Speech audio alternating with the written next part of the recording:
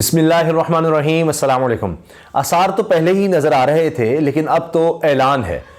हुआ ये कि किस तरह से पीडीएम सारी इकट्ठी की गई, इकट्ठी हुई और फिर एक मुश्तरका महाज ये इनको मिला कि जी इमरान खान को हमने नहीं छोड़ना, इमरान खान के खिलाफ हमने चलना है, उसकी जमात को तोड़ देंगे, उसको दीवार से लगा देंगे, पता नहीं क्या क्या।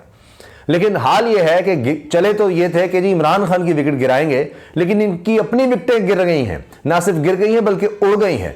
और आसार तो पहले ही कुछ नजर आ रहे थे, क्योंकि इस तरह के बयानात थे। और ये कोई आम लेवल के लोग नहीं हैं। वो एक जरदारी सब पे भारी जिनके बारे में कहा जाता था, अब वो खुद अपनी जमात पर भारी पड़ गए हैं। इनकी पॉलिसीज भारी पड़ गई हैं। पहले तो ये कहा जाता था कि आमरीत के दौर में या पीपल्स पार्टी के मुखालिफिन, एस्टैब्लिशमेंट जो काम ना कर सकी वो जरदारी साहब ने कर दिया। यानी पीपल्स पार्टी को एक पूरे मुल्क की जमात की बजाय सिर्फ सिंध की जमात बना दिया। अब जनाब लोग छोड़ छोड़ कर जा रहे हैं। आपने एतजाज हसन की तकारीर सुनी होंगी, उनके बयानात सुने होंगे, उनकी स्टेटमेंट सुनी होंगी, वो तो अपनी जगह। लेकिन अब तीन बड़ी शख्सियात, एक साबिक गवर्नर, एक साबिक सेनेटर और इसी तरह से एक बहुत अहम खातून रुकन पाकिस्तान पीपल्स पार्टी की, वो अब तहरीक इंसाफ में शुमूलियत इख्तियार करने वाले हैं। अब जनाब ये बात पीटीआई के मरकजी रहनुमा ने बताई है। उनका एक दावा है। इमरान भट्टी बड़े ज़बरदस्त जर्नलिस्ट हैं, रिपोर्टर हैं। उन्होंने बताया है कि जी लतीफ़ खोसा, समीना खालिद घुर्की और मुस्तफ़ा नवाज खोखर पीटीआई ज्वाइन करेंगे। पीटीआई के मरकजी रहनुमा का दावा। अब देखिए, अगर हम हालिया बयानात देखें तो बहुत सी चीज़ें वाज़ेह हो जाती हैं। पहले अगर हम देखें मुस्तफ़ा नवाज खोखर को, कुछ अरसे से जिस तरह उन्होंने जब ख़ास तौर पर आज़म स्वाति के हवाले से बात की, उनके लिए आवाज़ उठाई, तो उसके बाद उनकी लीडरशिप के साथ ताल्लुकात ख़राब होने लग गए और उनसे इस्तीफ़ा तलब कर लिया गया। अब देखें कि आज़म स्वाति को किस तरह से बलूचिस्तान से ले जाया जाता है सिंध, और क्या कुछ उनके साथ किया जाता है, कितना जुल्म किया जाता है। अच्छा, अब मुस्तफ़ा नवाज खोखर साहब खुद कहते हैं कि इंसानी हुकूक के हवाले से आवाज़ उठाने पर लगता है कि पार्टी जो है वो खुश नहीं थी, मेरा एक अपना इंडिपेंडेंट माइंड था। फिर मुस्तफ़ा नवाज खोखर साहब ने हाल ही में, यानी जब उन्होंने इस्तीफ़ा दिया उसके बाद उन्होंने जो शुरू का इंटरव्यू दिया और पीपल्स पार्टी छोड़ने का ऐलान करते हुए उन्होंने उस इंटरव्यू में बात कही कि जी ये पूछा गया ना कि ये सारा कैसे हुआ, ये सिंध हाउस वाला मामला या सब ये रजीम चेंज और ये पीडीएम का आना, पीडीएम बनना और ये सब कैसे हुआ, सिंध हाउस में क्या होता रहा। उन्होंने कहा कि कुछ तो हमने किया और कुछ गुड़ बाहर से भी डाला गया। अब बाहर से क्या डाला गया, उस पर जब सवाल होता है, इस तरह की बातें होती हैं, तो मुस्तफ़ा नवाज खोखर साहब वाज़ेह कहते हैं कि जी आपको भी पता है क्या हो रहा है। अब हालिया इंटरव्यू में मुस्तफ़ा नवाज खोखर साहब ने बड़े ही अफसोस का इजहार किया है कि जो पॉलिटिकल विक्टिमाइजेशन हो रही है तहरीक इंसाफ के खिलाफ, ये उनका हालिया इंटरव्यू में आपको बता रहा हूं, तो इशारे तो मिल रहे हैं, इशारे तो बहुत से मिल रहे हैं। मुस्तफ़ा नवाज खोखर साहब कह रहे हैं कि इमरान खान के साथ जो हो रहा है, पॉलिटिकल विक्टिमाइजेशन हो रही है, हमें पता है कौन कर रहा है, हम सबको पता है, लेकिन सियासतदान उसको एक कंधा फराम कर रहे हैं। अब ये सियासतदान क्यों कंधा फराम करें, पीडीएम है ना, तो पीडीएम अब इसलिए कि उनके पास आवाम की सपोर्ट तो है नहीं, तो ताकतवरों की सपोर्ट चाहते हैं। अवामी सपोर्ट का तो आपको पता है कि वो तो अब इलेक्शन से भाग रहे हैं, बल्दियाती इलेक्शन से भाग रहे हैं, बाकी तो बात ही छोड़ दें, सारी मिलकर अब जीत नहीं सकती, उनको पता है। बिला मुकाबला इमरान खान के लोग मुंतखब हो रहे हैं, इनको तो अब उम्मीदवार नहीं मिल रहे। भाई जब लतीफ़ खोसा जैसे लोग, साबिक गवर्नर पंजाब, वो लोग छोड़कर जाएंगे। मखदूम अहमद महमूद साहब के बारे में ये खबर चल रही है कि वो जहांगीर तरीन के साथ मिलकर कोई अलग ग्रुप बना रहे हैं, वो भी साबिक गवर्नर रहे हैं पीपल्स पार्टी की तरफ से।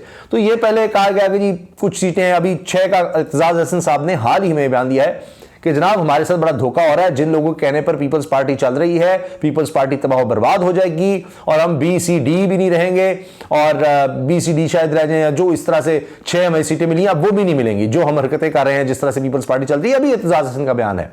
अब ये भी मुझे पता चल रहा है कि जी एतजाज हसन साहब की अभी दोबारा इमरान खान साहब से बड़ी अहम मुलाकात होने वाली है, शायद 1-2 दिन में। लतीफ़ खोसा ने तो यहां तक कहा, जो पहला बयान उनका धमाका खेज आया कि जी इमरान खान अब कौम के दिल की धड़कन बन चुका है, दिलों की धड़कन बन चुका है। फिर अभी बड़ा वायरल हुआ लतीफ़ खोसा साहब का बयान कि जिसमें वो कह रहे हैं कि ये कोई जमहूरियत है, अपोजिशन के बगैर कोई जमहूरियत होती है, ये क्या हो रहा है। और उन्होंने कहा कि मैं पाकिस्तान के हक में जब बात करूंगा, ये बहुत अहम बात है। यानी पीपल्स पार्टी का एक बहुत बड़ा जियाला, एक आईनी कानूनी माहिर, उनका बड़ा वकील कह रहा है कि अगर मैं पाकिस्तान के हक में बात करूंगा तो मेरी पार्टी मुझे गर्दन से दबोच लेगी। यानी अब पार्टी पाकिस्तान के हक में बात नहीं करने देती, ये हाल हो गया है। तो अब सूरत हाल ये है कि जिन हाथों में पीपल्स पार्टी चली गई या खेल रही है, उसके बाद आप देख लीजिए सब पार्टीज का क्या हो रहा है, क्या बन रहा है। तो जो ऐसे लोगों से खाली हो जाएगी जब पार्टी, तो बाकी क्या बचेगा, पार्टी ही खत्म हो जाएगी। अब मुस्तफ़ा नवाज खोखर साहब को आप देख लें, उन्होंने यहां तक बात की है कि ये पाकिस्तान में अब जिस तरह से इलेक्शन से भागा जा रहा है और जिस तरह इन्होंने कानून साजी करने की कोशिश की, तो इतनी तेजी तो आर्मी एक्ट में तरमीम के लिए नहीं दिखाई जाती जितनी तेजी इन्होंने तरमीम में चेंजेस किए हैं, इलेक्शन तरमीम लाए हैं इस्लामाबाद के हवाले से कि इलेक्शन ना हो सके, तो ये भाग रहे हैं। और फिर वाहिद हल, ये बड़ी दिलचस्प बात है, यानी बिल्कुल वही बयानात दे रहे हैं मुस्तफ़ा नवाज खोखर साहब हों, लतीफ़ खोसा साहब हों और समीना खालिद घुरकी साहबा हैं, ये सीनियर पाकिस्तान पीपल्स पार्टी की मेंबर रहीं, बहरहाल अब इनका भी नाम आ रहा है। तो लतीफ़ खोसा साहब, उनके बयानात आप देखें, इमरान खान साहब के कितने हक में हैं और किस तरह हैं, यानी चाहे अरशद शरीफ की शहादत के हवाले से हों, चाहे इमरान खान पर कातिला हमले की FIR के हवाले से हों, तो वो वही बातें कर रहे हैं जो इमरान खान साहब कर रहे हैं। इसी तरह मुस्तफ़ा नवाज खोखर साहब कह रहे हैं कि वाहिद हल इलेक्शन है, इलेक्शन। तो यही बात इमरान खान कह रहे हैं कि जो भी आप कर लें अब वाहिद हल इलेक्शन है। मुस्तफ़ा नवाज खोखर साहब कह रहे हैं कि मौजूदा सेटअप, यानी जो PDM का सेटअप है, ये आवाम की हिमायत खो चुका है, खत्म हो चुकी है इनके लिए आवाम की हिमायत। तो ये चीज़ें बड़ी वाज़ेह हैं कि पीपल्स पार्टी में जो बड़े लोग जिनको कहा जाता था वो गए।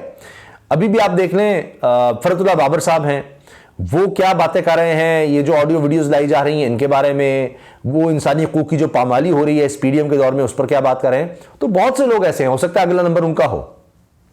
ये तो बात है कि उस हद तक कौन बात कर लेता है। एतजाज़ हसन के हवाले से आपने सुन लिया कि ये तक बात आई कि जी इनको पार्टी से निकाल दें और इनको शो कॉज नोटिस करें। अब वो इतनी बड़ी शख्सियत है कि पार्टी ही अगर निकालेगी उनको तो पार्टी का नुकसान है, एतजाज़ हसन का कोई नुकसान नहीं है। तो एतजाज़ साहब कह चुके हैं इमरान खान मेरा दोस्त है, उसकी तीमारदारी इयादत के लिए मैं गया, इसमें ऐसी क्या बात है। जहां से ये सारा मामला ख़राब हुआ वो ये कि अब चूंकि पीपल्स पार्टी और नून लीग अब इनका सर्वाइवल उनको लगता है कि इकट्ठी किसी सूरत में है, अब ये बाम शीरो शक्कर हैं और बहुत ही करीब हैं। तो एतजाज़ साहब ये कह रहे हैं कि मरियम नवाज का जिस तरह से केस, उन्होंने बाजवा साहब का नाम लिया कि बाजवा ने क्राइम किया और ये तो हथेली पर है सारा केस, जिस तरह से इन्होंने करप्शन की और सारा कुछ। तो अब बहुत सी चीज़ें सामने आ रही हैं, जिस तरह से लाया गया, बिठाया गया। अभी जावेद चौधरी साहब ने कॉलम लिखा है, उसकी बड़ी बात हो रही है, उसमें वो कह रहे हैं जी मैंने 2 NRO दिए, ये किया वो किया। उसमें जरदारी साहब का भी जिक्र है, उनके केसेस ट्रांसफ़र किए सिंध में इस्लामाबाद से। तो इन बहुत सी चीज़ों का जिक्र वो खुद कर रहे हैं बाजवा साहब, और ख़ुद इंटरव्यू छुपा रहे हैं और ये सब कुछ हो रहा है। तो अब ये सब चीज़ें देखते हुए नज़र आ रहा है कि एक जरदारी सब पे भारी क्या होना था, इसलिए वो पंजाब आते हैं तो क्या किसी ने उनसे मिलना है। उन्होंने कहा जी आप तो अपनी पार्टी संभाल लें। अब तो ये हाल हो गया कि आपके साथ पीपल्स पार्टी के साथ जो मुखलिस लोग थे वो छोड़ छोड़ कर जा रहे हैं। उनको भी लग रहा है कि अब पीपल्स पार्टी का कोई मुस्तकबिल नहीं है।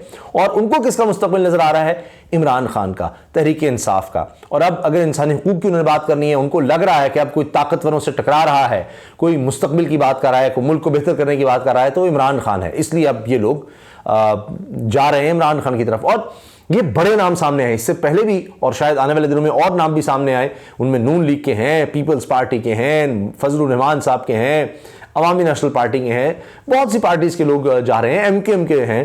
तो अगरचे उनको ये लग रहा है कि ताकतवर हमेशा फैसले करते हैं, ताकतवर हल्कों के साथ हम आ जाएंगे, लेकिन जितनी अवेयरनेस अब आवाम में आ गई है अब ये काम आसान नहीं है। जिस तरह हमारे कुलीग बड़ी ज़बरदस्त उन्होंने बात की तारिक मतीन साहब ने कि जी अब जो हाल हो गया है तो अब ये तो 22 करोड़ लोगों की ही कोई नंगी वीडियोस बनानी पड़ेंगी और हर एक को ब्लैकमेल करना पड़ेगा कि तुम्हारी वीडियो है, इमरान खान को वोट ना डालना तो शायद कुछ बन सके।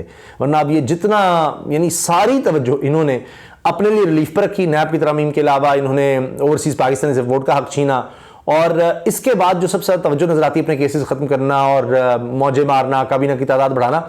अगर अपोजिशन के हवाले से बात की जाए तो कुछ बचा ही नहीं है कि सिर्फ इमरान खान है, तो उनको दीवार से लगाना और ऑडियो वीडियो प्रोडक्शन और केसेस मुख्तलिफ बनाना, तोशा खाना फलां, ये नहीं चला तो वो चल जाए, वो कारतूस नहीं तो अगला कारतूस चल जाए, इनकी सारी तवज्जो यहाँ रही। अब बड़े बड़े हमारे दानिश्वर क्या कह रहे हैं कि जनाब जब तक बैठ कर बात नहीं होगी, सारे इकट्ठे नहीं होंगे, सब बैठ कर बात नहीं करेंगे, मसाइल हल नहीं होंगे। ये भी एक अजीब शोबदाबाजी है कि भाई आप तो कह रहे थे कि ये तो इमरान खान तो सियासत में होना ही नहीं चाहिए, इसको माइनस कर दें सब ठीक हो जाएगा। ये इमरान खान नहीं, सिर्फ इसीलिए सारी जमातें इकट्ठी करवा दी गई, कर ली गई, सब इकट्ठे हो गए और अब कह रहे हैं जी मुल्क नहीं चल रहा, जी सारे इकट्ठे नहीं हो रहे। भाई छोड़ो, इमरान खान अकेला है ना, अब सारे तजर्बाकार और सारे मिलकर नहीं चला पा रहे कुछ, अब आपकी चीखें निकल रही हैं, अब आप आवाम में नहीं जा सकते, आपको बड़े बड़े बुर्ज आपके जो हैं वो छोड़ छोड़ कर जा रहे हैं, तो अब आप कह रहे हैं कि जनाब सारे मिलकर बैठो, सारे मिलकर बैठो। तो सारे मिलकर अगर एक शख्स को निकाल सकते हैं तो उसके बाद फिर सारे मिलकर अब चला कर दिखाएं ना मुल्क। इनसे कुछ भी नहीं चल रहा, ये सिर्फ अब यूँ समझिए कि दो नंबरियाँ कर रहे हैं, तसल्लियाँ दे रहे हैं, लेकिन होता यह है कि जब ये कहते कुछ हैं, झूठ बोलते हैं, अवाम के सामने हकीकत कुछ और आ जाती है। अभी मैंने देखा कि बयान आया कि जी शर्जील मेमन साहब कह रहे हैं जी हम 65 रुपये किलो आटा दे रहे हैं सिंध में, 65 रुपये किलो। वाहिद हुकूमत है जी जो 65 रुपये किलो आटा दे रही है। कराची में जाकर पता कर लें, वो आप तो वो लोगों को कतारों में लगा कर पता नहीं क्या, ज़रा पता करें ना, 130 रुपये किलो आटा है और बाकी पूरे सिंध में कितने का मिल रहा है और कितने लोग हैं जिन तक ये आप 65 रुपये का पहुंचा रहे हैं, और असल में कितनी तादाद है जो 130 रुपये किलो ख़रीद रही है। आप भी बताएं, जो लोग हमारे व्यूवर्स सिंध से ताल्लुक़ रखते हैं, कराची से ताल्लुक़ रखते हैं, वो ज़रा बताइए कि कितने रुपए किलो आटा मिल रहा है। तो ये अब जब बातें करते हैं तो फ़ौरन एक्सपोज हो जाती हैं। ये मैं आपको जियो की खबर सुना रहा हूँ कि जनाब जियो पर यह खबर लगी हुई है, बल्कि मैं उसका आपको टाइटल भी पढ़कर सुना देता हूँ। मुल्क भर में आटा महंगा, शहरियों के लिए रोटी खाना भी मुश्किल हो गया। ये जियो कह रहा है, जियो टीवी कह रहा है जी। मुल्क भर में आटे की कीमत में मजीद इजाफा हो गया और शहरियों के लिए रोटी खाना भी मुश्किल हो गया। कोयटा में आटे का 20 किलो का थैला 100 रुपये महंगा होकर 2500 से 2600 का हो गया। रवां हफ्ते में आटे के 20 किलो थैले की कीमत 200 रुपये का इजाफा इसमें देखा गया है। पिशावर में एक हफ्ते के दौरान 20 किलो आटे के थैले की कीमत में 300 रुपये का इजाफा। फाइन आटा 2600 से 2700 में फरोख्त होने लगा। कराची में 1 किलो आटे की कीमत, ये सब सुन लें जी, पीपल्स पार्टी वाले खासतौर पर, कराची में 1 किलो आटे की कीमत 130 रुपये किलो है। और दूसरी जानिब सूबाई वज़ीर इत्तलात शर्जील मेमन ने दावा किया है कि सिंध में आटा 65 रुपये फी किलो फराम कर रहे हैं, किया जा रहा है। तो ये है जनाब दावे, और दूसरी तरफ है हकीकत जो अब जियो भी बताने पर मजबूर है। और ये जो ये कह रहे हैं ना 130 का हो गया आटा, पाकिस्तान की तारीख में सबसे ज़्यादा महंगाई हो गई। हुकूमत का इस महंगाई से क्या लेना? उन्होंने तो सिर्फ झूठ बोला था कि हम महंगाई ख़त्म करने हैं, वो तो ऑडियो वीडियो प्रोडक्शन के लिए आए थे, उनका तो ये काम था। अल्लाह हाफ़िज़।